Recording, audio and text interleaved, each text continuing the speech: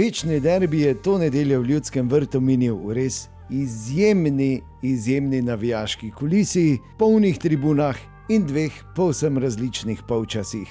Na koncu pa izid med Mariborom in Olimpijo 1-1.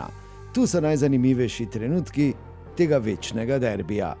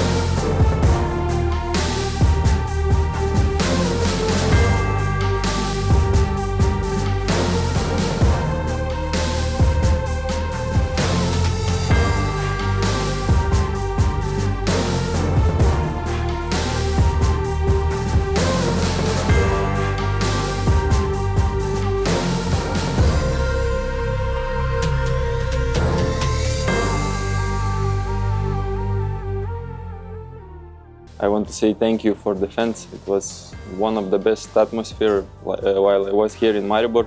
From the warm-up, we feel this energy, and I was sure that we will start a good game because we was really hype because of the fans. So yeah, unfortunately we didn't win, but I think we played a quite good game. We had some chances, but we didn't score. Pa jes, prvo moram reći da mi je bilo jako teško gledati utakmicu i onako gledam pa odem tamo, malo okrenim se prema pomoćnom pa opet gledam i onako baš mi je teško.